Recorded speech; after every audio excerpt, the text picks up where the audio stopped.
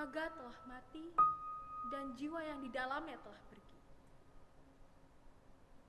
Namun bagaimana jika yang mati adalah jiwa, namun raga enggan untuk pergi dan masih ingin berada di bumi yang penuh dengan tempaan bertubi-tubi?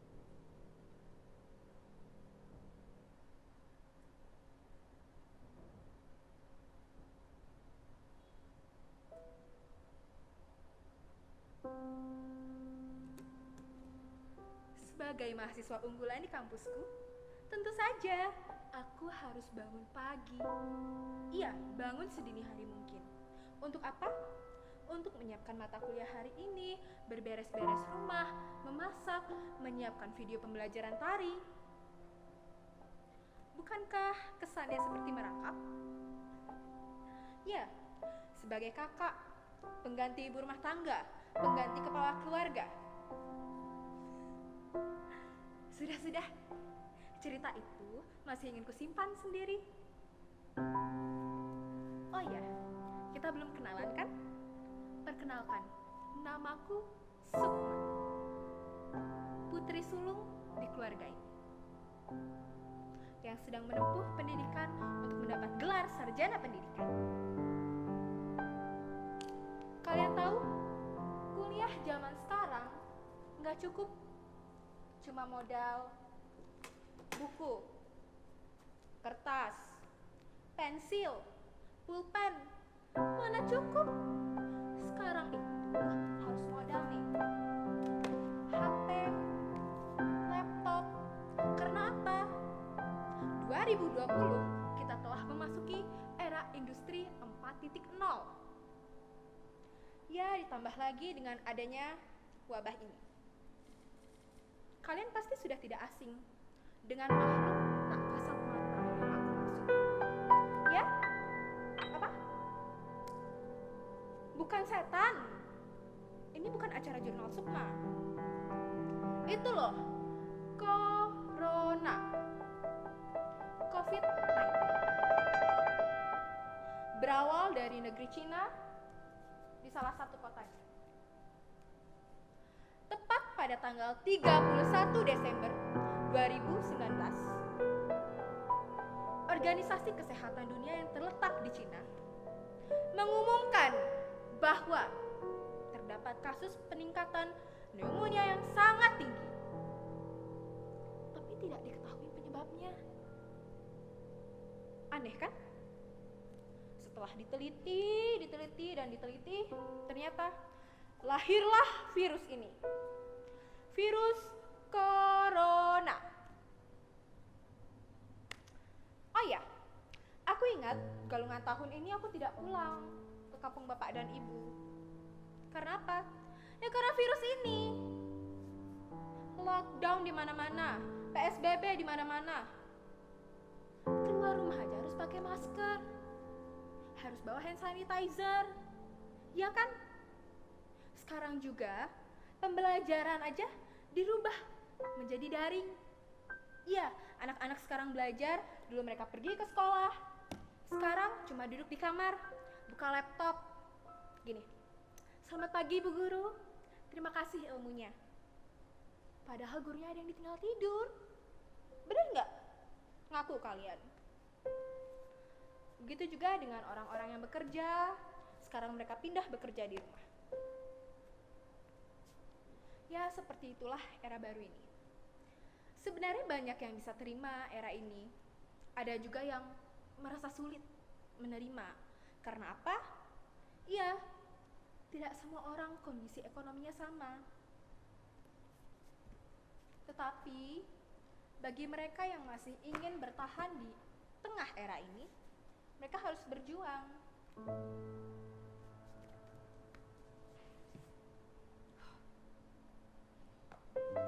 Baru aja 2 hari gak dipakai, udah debuan. Bisa rusak laptop cicilan ini. Lihat kan? Ya ini. Bagi mereka yang wajib mengikuti perubahan di tengah era ini harus berani berpacu, harus berani mengambil resiko.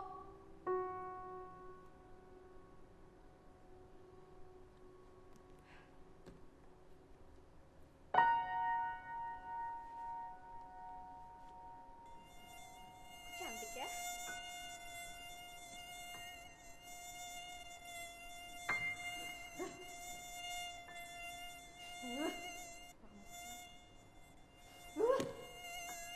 Nyamuk.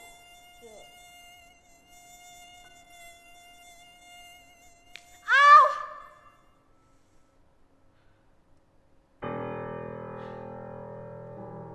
Lupa kalau ada luka. Pantas saja perutku jatuh.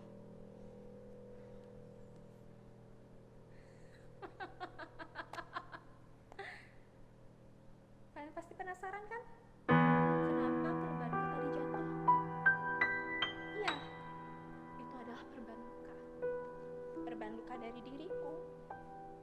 Iya, luka.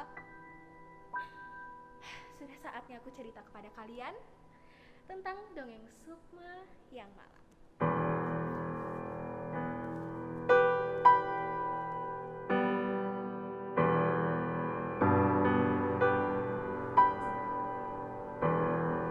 Bu, mau kemana kamu? Bu, tunggu. Tega kamu ya. Bu.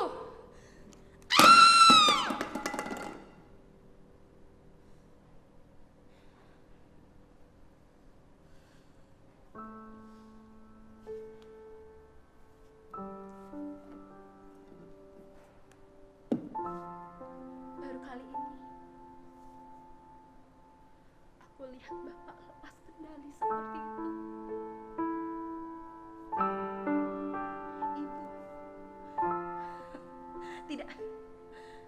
Tapi wanita itu. Iya, wanita itu. Dia pergi bersama bajingan. Bajingan itu ya. Juragan babi di desa sebelah.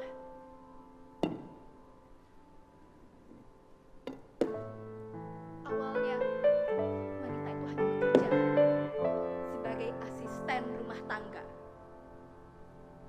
Namun apa? Ternyata selama bekerja mereka malah menjalin hubungan. Lalu sekarang ia pergi dengan bajingan itu. Semenjak itu Bapak sering keluar malam. Ya, di tengah wabah ini ia sering keluar malam. Ditambah setiap pulang ke rumah bajunya penuh dengan aroma miras. Jujur,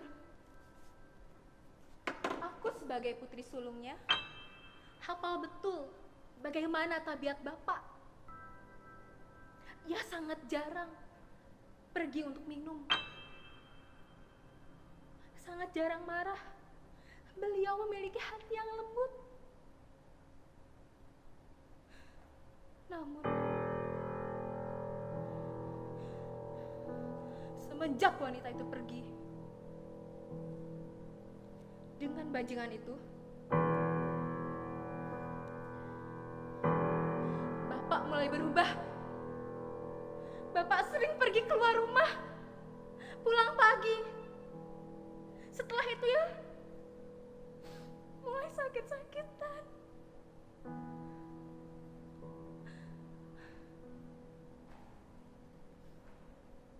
Akhirnya, seminggu yang lalu, aku pun membawa Bapak ke rumah sakit. Namun waktu terasa cepat.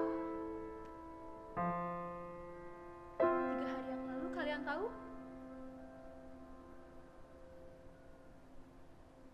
Aku resmi menjadi anak yatim. Bapak meninggalkanku dan adik. Dan tidak ada yang peduli. Ya, setelah itu, keesokan harinya, ada suara mobil ambulan menuju rumahku. Kemudian ada 2 orang berpakaian astronot datang ke rumahku untuk mengutuk pintu. Kalian tahu apa? Mereka petugas rumah sakit. Iya, mereka datang ke rumahku dan memberi kabar bahwa bapak meninggal karena positif COVID-19. Pasti kalian semua sudah tahu apa yang terjadi setelahnya. Iya, aku dan adik akhirnya dites apakah kami positif COVID-19 atau tidak. Sambil menunggu hasil tes, kami menjalani karantina mandiri di rumah ini. Semula terasa damai, namun tetangga sebelah, Bu Surti, setiap ia lewat depan rumah ini, dia selalu memprovokasi tetangga. Ia selalu bilang bahwa aku dan adik membawa penyakit, membawa kematian bagi warga satu desa. Sekarang aku tanyakan pada kalian, apakah kami layak diberi cacian, hinaan seperti itu? Apakah layak? Kami tahu kami pembawa wabah, tapi kami juga manusia. Kami punya hati. Ya, namun di tengah kondisi seperti ini, aku masih dapat mensyukuri bahwa masih ada orang baik di sekitar kami. Seperti Bu Gusti. Iya, ia masih sering membantu kami walaupun tidak secara langsung. Di tengah pandemi ini juga aku bersyukur karena apa? Aku tidak harus pergi keluar rumah. Aku bisa membantu adikku, bisa menemani adikku di rumah. Sebagai guru sanggar, aku masih tetap bisa mengajar, walau lewat internet. Selamat pagi anak-anak. Jadi Ibu hari ini akan memberikan materi dalam gerak awal dalam tarian Condong Legong Keraton. Kalian ikuti Ibu ya. Sebentar. Pakai dulu selendangnya.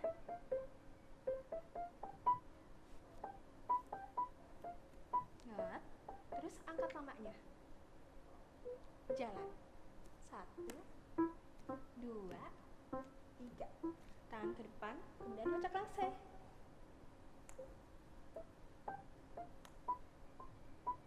Dah, cukup sekian materi yang Ibu sampaikan untuk hari ini. Link untuk videonya Ibu tunggu besok ya. Terima kasih. Kalian lihat, di tengah pandemi ini aku masih bisa mengajar dan tidak perlu ke kampus. Aku sangat senang aku tidak perlu ke kampus. Karena apa? Aku tidak perlu bertemu dengan teman-temanku yang amat sombong. Aku, Sukma, diberi nama seperti itu konon agar apa? Aku bisa menjadi pekerja keras, pemimpi. Bagi kalian yang mendengar namaku, pasti akan mengira aku berhati lembut tanpa iri dan dengki. Juga mental yang sehat. Aduh. Kalian salah besar. Mental yang aku punya sudah tidak sehat. Sebelum kejadian yang menimpa keluarga, aku sudah lebih dulu merasakan kejadian yang amat sangat pahit. Bagi mereka yang mulutnya seperti bisa ular, itu hanya candaan. Tapi tidak seperti orang seperti itu.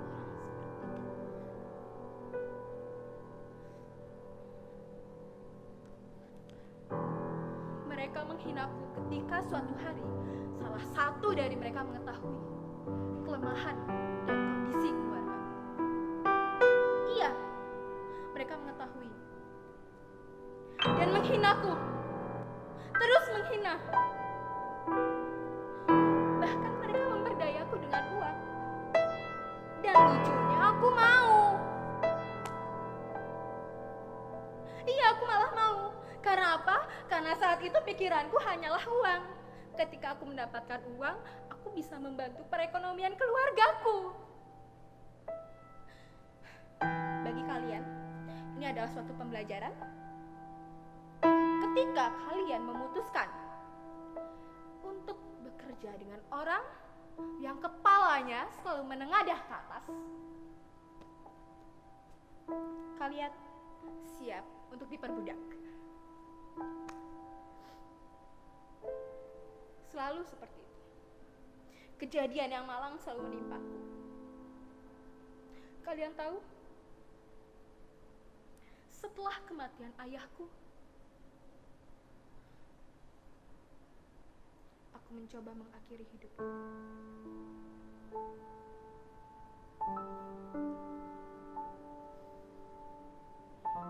Namun tidak. Karena aku melihat adikku. Aku sadar, aku masih memiliki adik untuk aku jaga. Nenekku pernah bilang,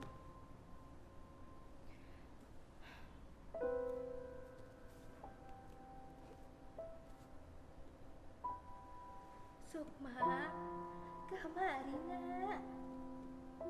Sukma, nenek mau kasih pajangan buat kamu.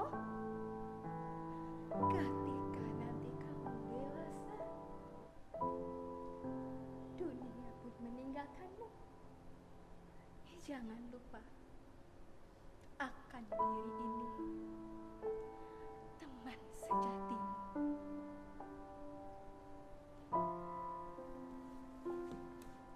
Nenek berkata seperti itu, dan aku pun mulai memahaminya. Ya, di tengah pandemi ini, aku sadar kesendirian bukanlah suatu wabah untukku, namun juga berkah untukku. Namun kondisi seperti ini, secara sosial, kalian harus memperhatikan.